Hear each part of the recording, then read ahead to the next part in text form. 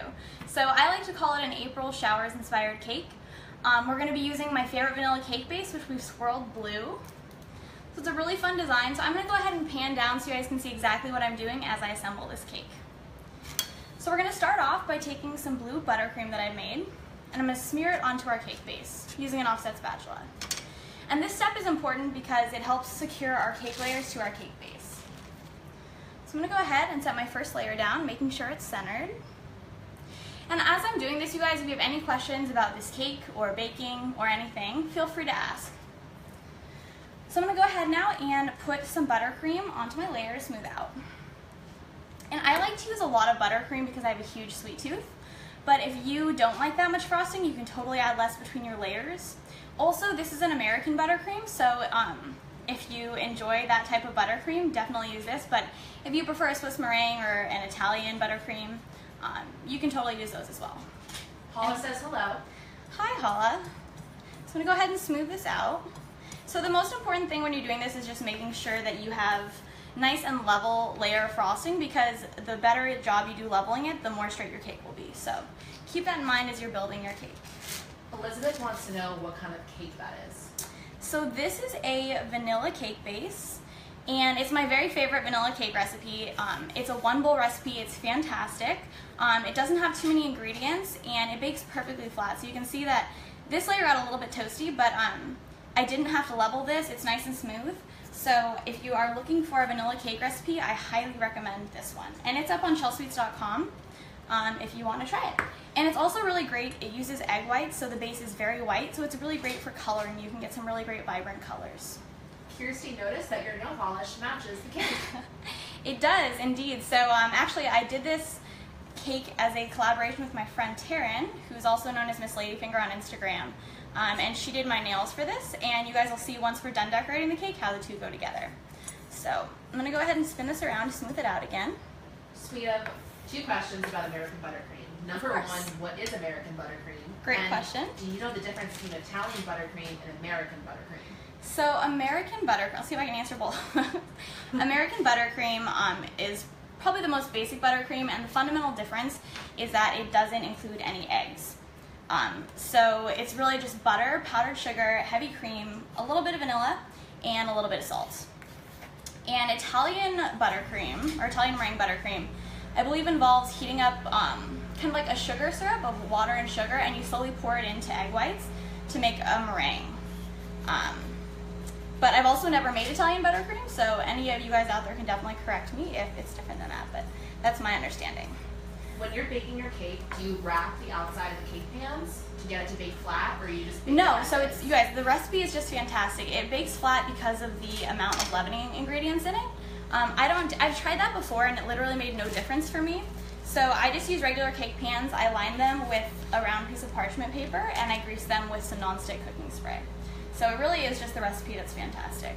So when this cake is going to be 4 layers, and now that I'm putting my last layer on, I always like to flip it upside down, because you know that the base of the cake is flat because it baked against the pan. So this is a good trick to help get nice sharp corners when you're frosting. So this is going to be a rather tall cake, but you'll see in a little bit why we're doing this, because we're going to add some drips to it, and we want that height so you can really see the drips. If you aren't a big fan of tall cakes, you can totally make a wider cake layer, and this would be shorter, or you could omit some of the layers. So it's all about your preference. So I'm going to go ahead now and kind of press this down just to make sure we don't have any air bubbles in there. And I also like to make sure that it's nice and level on the sides. What was that? Have you used a 6-inch round for this, or did you use a 9-inch round? So this is actually a 7-inch round. But you can use whatever size cake pan you want. You just have to alter the baking time. So I'm going to go ahead and set this aside for now. And then we're going to get going frosting the exterior of our cake. So I like to start by putting a lot of buttercream on top of my cake and then kind of working it down the sides. And there's a lot of different ways you can frost a cake, but this is my preferred method, so we're going to go ahead and do it this way today. And Chelsea, where can everyone find the recipe for this cake? The recipe for this cake is up on Chelsweets.com actually, and the link is included in the comment section below, so feel free to check that out if you want to make it. Oh, go ahead. So many questions. So how do you get the color to swirl in the cake That's a great layers question. themselves? So when I made my cake batter, I divided it equally into 3 different bowls, and I left one white and one I colored a kind of lighter blue, and another I colored a deeper blue with gel food coloring. And then as you're putting it in a pan, you kind of space out different colors with different, I use about probably a third of a cup of batter. You add those in so you have a bunch of different kind of blobs of batter, and I then drag a knife through it in kind of a swirling pattern to get that effect. So it's really fun, really easy, and it really looks beautiful when you cut into the cake. And as you guys know, if you've watched my live streams before, I love doing fun cake patterns or designs on the inside of cakes, so this is a really fun way to do that. So I'm going to keep working my way around the cake here. We just want to get a nice even amount of coverage, and we want a lot of frosting because we're going to scrape a lot of it off with our bench scraper in a minute. So ideally, in a perfect world, if we had infinite time, I would totally apply a crumb coat here and freeze the cake, and then apply a second layer of frosting. That's how you get those perfectly smooth cakes. But today, in the interest of time, since this is a live stream, we are only going to do one layer of frosting. So it's not going to be as smooth as I would like, but we're also going to be adding drips to this cake, and we're going to be covering the base with some more designs, so I'm not too worried about it. The cake's definitely going to have enough going on it. And do you need to use dowels for this cake to keep it sturdy, or is it because it's frozen, it's able to just stay together? Exactly. So if you're having a lot of slippage or you're struggling to frost your cake and it's not staying upright, you can totally use a dowel. But I usually like to freeze my cake layers before I start decorating, and that helps the buttercream firm up as I decorate. And that kind of makes it so I don't have to use a dowel. But if you're struggling with it, or if you're making a really tall cake, you can definitely use a dowel. So now that I've covered the cake, we're gonna take a bench scraper here, and we're gonna make some nice long strokes around the cake to smooth it. So the key here is just to apply an even amount of pressure and to get as long of a stroke as you can. So you can see I'm gonna go all the way around, and then I'm gonna scrape off the excess onto the edge of my bowl. And Chelsea, is this cake for you, or is it for someone else? So I guess this cake is for me and my friends that are helping me tonight, Dahlia and Meg. Thank you guys for helping. So I'm not too worried about it. I've thoroughly washed my hands before it, so since we're just eating it here, I'm not worried about touching the cake. So we're gonna go ahead and keep smoothing here. And when you freeze the cake, it doesn't dry it out, right? No. But if you're worried about that, you can definitely make sure you store it properly. So you can see here I have some patches that aren't perfectly smooth, or we need a little bit more frosting. So when that's the case, I just like to add some additional buttercream to smooth it out. And why do you have to get rid of the air bubbles? Like, what do the air bubbles do? So if you don't press the cake down like that, sometimes as the cake, I guess, warms to room temperature, you can get kind of like a bubble effect or a bulge effect. And that is not a good look for a cake. It kind of looks like someone who's like exploding over the edge of their pants. And so I like to do that just to prevent that. And that isn't always the case, but I've had that happen before, so I always like to be careful when it comes to that. Brianna just said hi, and her 5-year-old daughter Avery loves to watch you making your cakes. Oh, that's so sweet. Hello. Thanks for watching, you guys. Okay, so now that we have smoothed out our frosting on the sides, we're going to go ahead and smooth the top. And when we do this, we like to make a sweeping motion towards the center, and we don't need to apply a lot of pressure here. So I'm just going to very gently pull in, just like that. And we're going to go all the way around the top of the cake. How long did you freeze the cake for? So I froze the cake layers overnight. I pretty rarely actually make an entire cake in a day. It just takes a long time to bake all the layers from scratch and all the buttercream. So I froze these yesterday and overnight, and then I took them out probably about an hour before we started this live stream. Hannah just tuned in, and she wants to know how many layers are inside of the cake. There are 4 layers inside of this cake. So it's going to be pretty tall, but we're going to be dripping some white chocolate ganache down the sides to be your rain clouds. You're going to understand the design in a minute. I'm sure it doesn't make that much sense right now. I'm going to add just a little bit more frosting here to the edge. So the design might not make sense right now, but you're going to get it in just a few minutes. It's all about to come together. The most exciting part is about to happen. And Christy wants to know, how far in advance do you make the buttercream? I usually make the buttercream just a day or 2 in advance, but you could definitely make it a lot further ahead of time and freeze it. Lorna says hi from Scotland. Wow, hi. What time is it over there? It's got to be pretty late, huh? Definitely later than here. So I'm going to go ahead now. You can see I have a little bit of buttercream around the base, and I'm going to scrape it off by just applying some pressure and using the corner of my bench scraper. Do you like to use the cake spinner when making your cakes? Absolutely. I have no idea how I would make a cake. It'd be so much more difficult without it. This cake stand has been tried and true. It's really worth the investment. They're not super expensive and they last forever, so I highly recommend getting one. Alright you guys, so now that we've smoothed the sides of our cake, I'm going to go ahead and set aside our extra buttercream, and we're going to start to decorate with some really fun colors.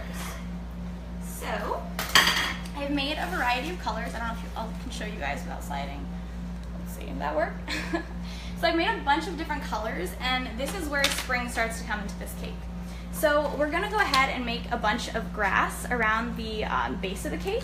So we're going to do that using 3 different colored greens. So I've made a kind of a light to a dark ombre shades of green. And I'm going to start with the lightest green, and then we're going to go to the darkest. So to make this, I'm using a Wilton 103 tip, and I'm putting the whitest part of the base, and I'm just going to make nice lines going upward. If you don't have this tip, so we're just going to make, you can make them in any direction you want. The fun of this is that you want it to look organic, and just like grass, so you can really have some fun with this. If you don't have the tip, you can totally just take a piping bag and trim the end maybe 1/2 centimeter wide. So, Chelsea, we're getting some questions about food dye. So do you prefer to use gel or liquid, which is a better consistency? And then if you can't use food dye, have you ever used any natural food dyes? So all great questions. So I really prefer to not use liquid food coloring. It just, sometimes to get really vibrant colors like we're about to use, you need a lot of it, and it can really throw off the texture and consistency of your frosting. So I at all costs avoid it. But I really prefer to use gel food coloring because it helps you get those amazing colors. I don't very often use natural dyes just because it's hard to really get vibrant colors. It's definitely possible, but I'm just not quite an expert in that area. But if you are trying to avoid food coloring, you can totally use natural dyes for this, all up to your preference. So now that I've added a bunch of that lighter green, I'm going to start piping on some of this kind of, I guess, our medium shade of green. And again, we're just having fun with this going around. Some people are just tuning in and they just want to know where to find the recipe. Yeah, so the recipe for this is up on Chelsweets.com. If you guys want to head over to my site, I have all the instructions, all the ingredients, everything you need to know to make this cake. And then also, so when you're scraping down the cake, you also use scraper, but some people have seen you use the long spatula. Which one do you prefer to use? Is there a reason why you use one over the other? So I mean, I really prefer to use both, and I recommend using both. So the offset spatula is really fantastic for kind of applying frosting to the cake. You can't really use a cake bench or a bench scraper to get frosting onto your cake, but you need it to get those really smooth sides. So I recommend kind of assembling and applying your crumb coat with an offset spatula and then smoothing with a cake bench. So now we're going to be using our dark green here and just filling in any of those leftover spaces. Piper just started watching your videos today for the first time and she loves them. Oh, that's great. And also, how do you transport these cakes, especially when they're so tall? That is a great question. Transportation can always be a little bit of a struggle. This isn't actually too high. I think it's about 6 inches tall. But sometimes when I make bigger cakes, it is really difficult. And the answer is just you have to have a tall cake box and be very careful. So it's a struggle. I think any baker out there knows how hard it can be. All right. What kind of frosting is your favorite? I really love American buttercream. Again, it's because I have a huge sweet tooth, and a lot of people, I think, prefer Swiss meringue buttercream for that reason, but I can't help myself. It's my favorite, tried and true. I just love it, so I use it all the time. So you guys, now I'm going to use the other colored frostings I've made, and I'm just going to add little, for lack of a better word, blobs around the cake, little circles. And this is kind of going to be an abstract looking cake. It kind of is going to remind me of like a painting almost, but if you want more precise flowers, you can totally use fondant, or you can put some fun tips onto your piping bags and get some cool textures. But for this, I'm just going to add some little swirls. So this cake is a really easy cake. It's perfect for anyone who's new to baking, or if you want to bake this with your kids, or if you're just getting into baking. It's a really fun design that I think is pretty easy to do. So now that we've done our blue, I'm going to go ahead and use some purple here, and I'm going to do the same thing. So it's a very easy technique, as you can see, and pretty quick. I think the longest part of this cake is probably just smoothing out your blue frosting.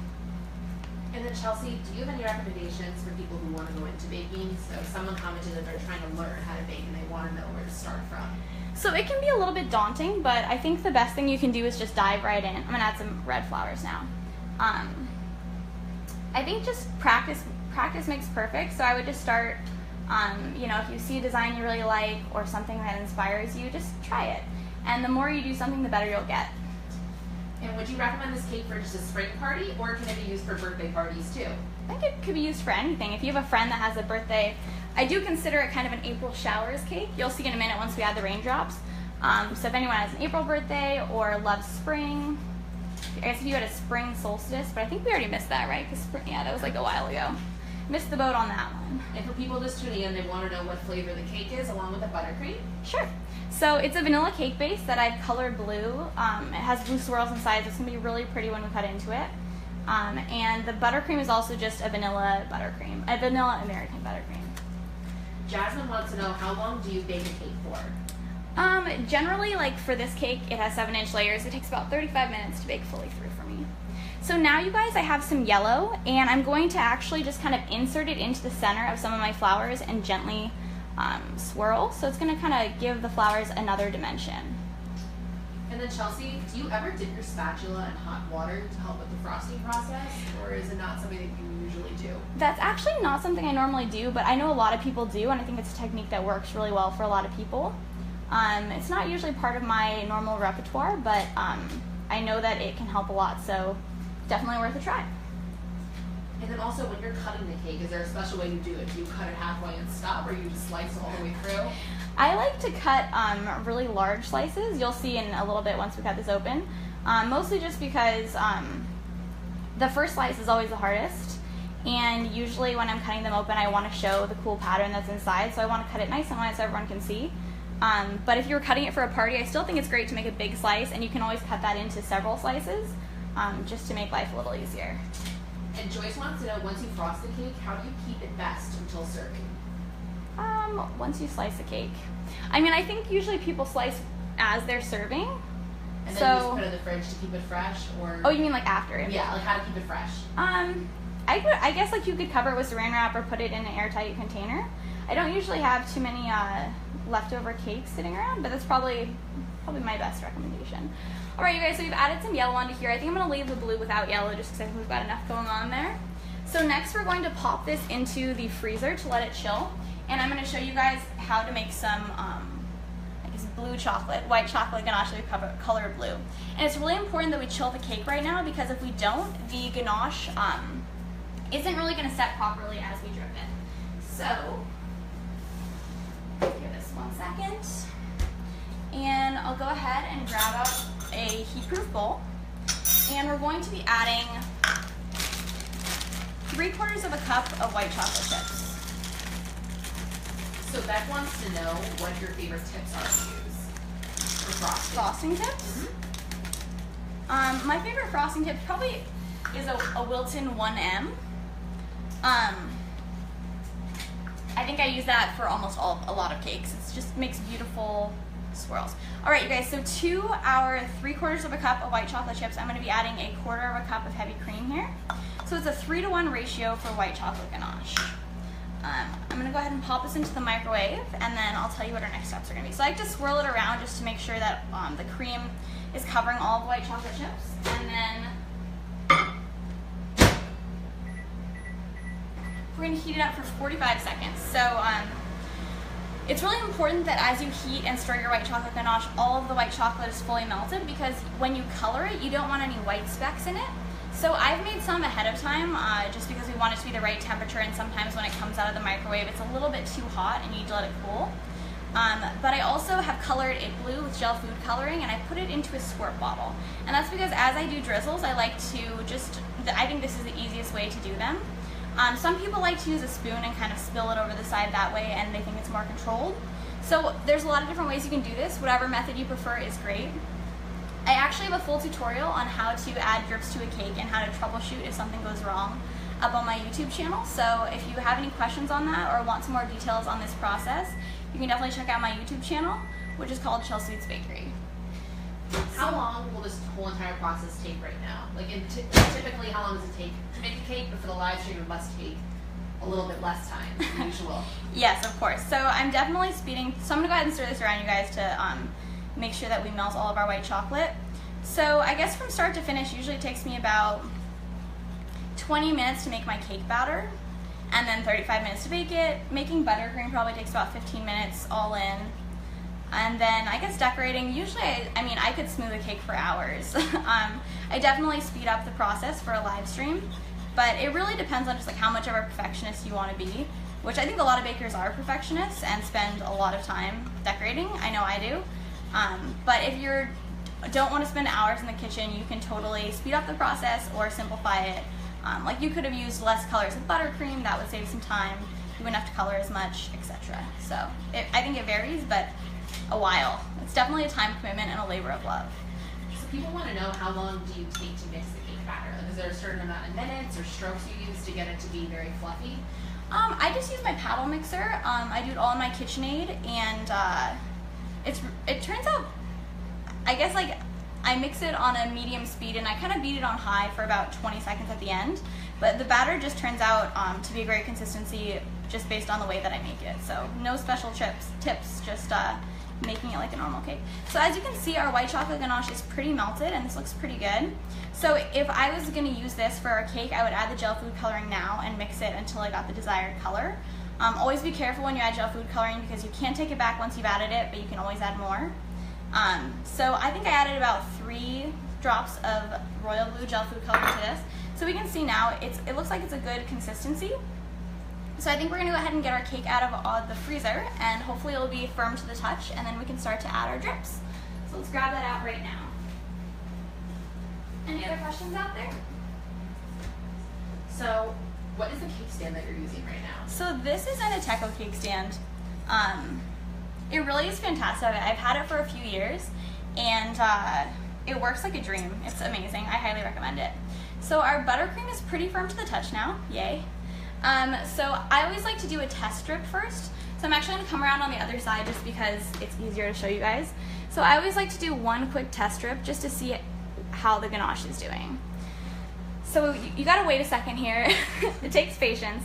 But we can see, it'll help you know how much ganache you need to squeeze out, and if it's too warm, it would run really fast down. If it's not quite warm enough, it might get stuck at the top and not get to the length that you want. But this looks like a pretty good length, so I'm going to go ahead now and start to go around the cake.